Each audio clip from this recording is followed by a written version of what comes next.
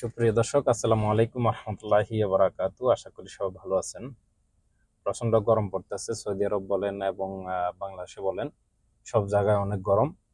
তো যাই হোক বন্ধুরা, আজকের টপিক হচ্ছে সৌদি আরবে যারা গাড়ি চালাতে চাচ্ছেন বা নতুন গাড়ি কিনে অথবা ভাড়া মারবেন চিন্তা ভাবনা করতেছেন, তো তাদেরকে আমি আজকে কিছু গুরুত্বপূর্ণ টিপস দিব।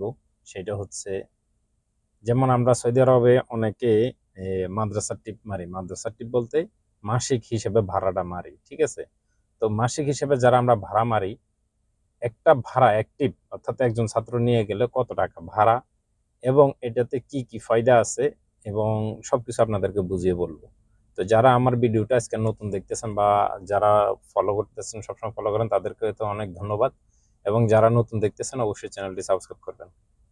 তো বন্ধুরা দেখুন, আজকে আমি আপনাদের সাথে আলোচনা করব, সেটা হচ্ছে সৌদি আরবে আমরা যারা ভাড়া মারি, অর্থাৎ মাদ্রাসার টিপ যারা মারতেছি আমরা, দর্শক আমরা যারা ভাড়া মারতেছি মাদ্রাসার টিপ নিয়ে, অর্থাৎ যারা আমরা মাদ্রাসার ভাড়া মারি, তো একটা একটা ছাত্র অথবা ছাত্রী নিয়ে যান আপনি মাদ্রাসাত।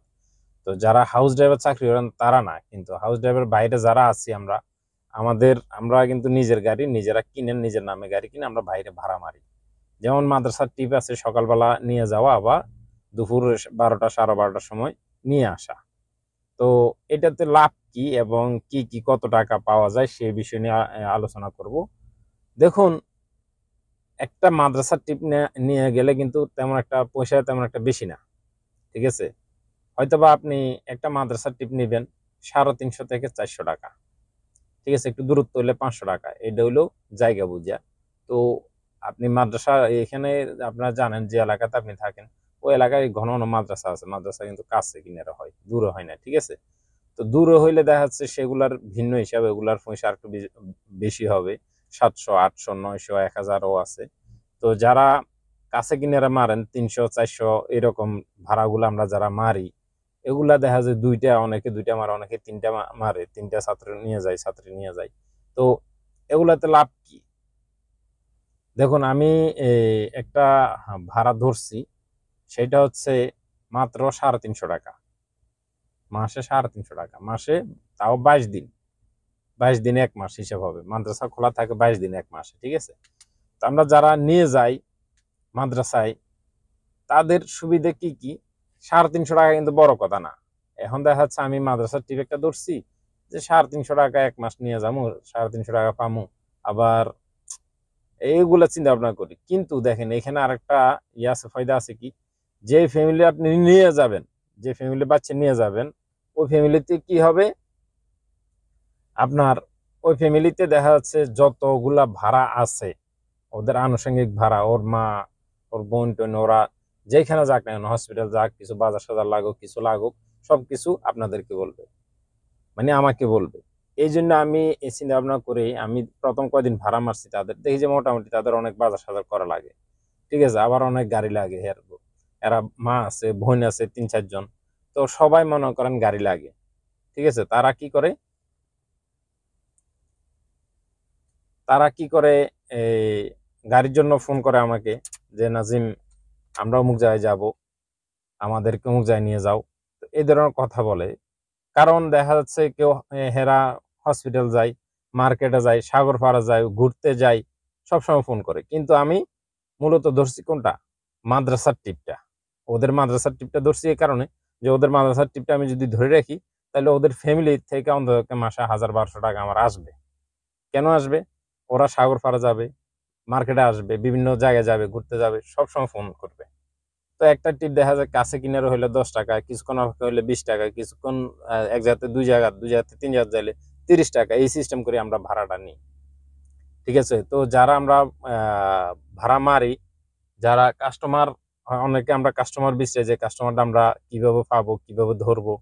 কাস্টমার, সৌদি কাস্টমার যদি আপনাকে ধরতে হয়, তাহলে আপনাকে এই এই কাজটা করা লাগবে, যে মাদ্রাসার টিপটা যদি ধরেন আপনি, তাহলে আপনার সৌদি কাস্টমার আপনি অবশ্যই পাবেন, ঠিক আছে? অনেকে আমাকে প্রশ্ন করছেন যে ভাই, আমরা সৌদি আরবে সৌদি ভাড়া, মহিলাদের ভাড়াটা কিভাবে পাবো? সৌদি মহিলাদের ভাড়াটা পাইতে হলে আপনাকে একমাত্র এটা অবলম্বন করতে হবে যে ফ্যামিলির মাদ্রাসার টিপ গুলো ধরা লাগবে। মাদ্রাসার টিপ যদি আপনি ধরেন, তাহলে আপনাকে অনেক সহজ হয়ে যাবে আপনার কাস্টমার পেতে।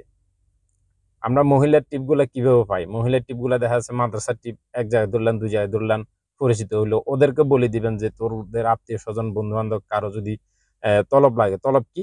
ডেলিভারি কিছু খানা-দানা আনি দেওয়া লাগে, নাস্তা আনি দেওয়া লাগে বা কোথাও যাইবা তোমরা, যাইলে গাড়ি ভাড়া লাগবে। তো এই হিসাব করে মনে করেন আমরা ভাড়াটা ধরি। ঠিক আছে? কিন্তু ৳৩৫০ ফ্যাক্টর না। ৳৩৫০ সামথিং অল্প কিছু, হ্যাঁ? ৳৩৫০ দিয়া আপনি কি হবে? তাহলে এটা আমি ধরছি কেন? এটা ধরছি ওদের পারিবারিক, ওদের পরিবারটা বড় দেখছি। ওদের অনেক কিছু কিনা লাগে। ঠিক আছে? একদিনে ২-৩ বার ফোন দেয়। তো ২-৩ বার ফোন দিলে ৩০ রিয়াল আসবে একটা ফ্যামিলির থেকে। ঠিক আছে? যদি আপনি ১০ রিয়াল করেও ধরেন, তো অনেক সময় আরো বেশি ধরেই। কারণ একটা ডেলিভারি দেখা যায় টাইম যেটা বেশি লাগে ওটা ১৫ রিয়াল। কারণ ওদের বাসা কাছে। দূর হইলে কিন্তু ভাড়াটা আরেকটু বাড়ায় ধরতাম। তো তারপরও আমি এই একটা ফ্যামিলি ধরছি। এই সিস্টেম করে আপনারা ভাড়াটা ধরবেন। ধরলে আপনাদেরও আশা করি কাস্টমার গুলা বাড়বে। ঠিক আছে? তো যারা আমাকে প্রশ্ন করেছেন যে, "ভাই সৌদি ভাড়াগুলা কিভাবে পান? সৌদির কাস্টমার গুলা কোথায় পান?" তো এইজন্য আপনাদেরকে আমি এই কথাটা বললাম যে, "বন্ধুরা, আপনাদেরকে কিছু টিপস দিয়ে থাকি। এই টিপসটা অবশ্যই আপনাদের কাজে আসবে যারা গাড়ি চালাবেন।" ঠিক আছে? তো আমরা যারা গাড়ি চালাই অবশ্যই এ এই এই নিয়ম কানুনগুলা মানবো। মাদ্রাসা টিপ ধরবেন। মাদ্রাসা টিপ ধরলে আপনার কাস্টমার বাড়বে। আর মাদ্রাসার টিপ ধরলে দেখা যায় আপনার ভাড়া হোক বা না হোক মাস শেষে কিন্তু আপনি ২ টা মারলে ৳৬০০-৭০০ আসতেছে। মেস বিলটা চলে আসতেছে। বাকি আপনি ওইদিকে অন্যান্য দিকে আপনি টুকটাক ভাড়া মাইরা যা ইনকাম করতে পারেন। তো বন্ধুরা, আজকের ভিডিও এ পর্যন্ত। ভালো থাকবেন, সুস্থ থাকবেন। ইনশাআল্লাহ পরবর্তীতে অন্য কোনো ভিডিও নিয়ে হাজির হব। আল্লাহ হাফেজ। আসসালামু আলাইকুম ওয়া রাহমাতুল্লাহ।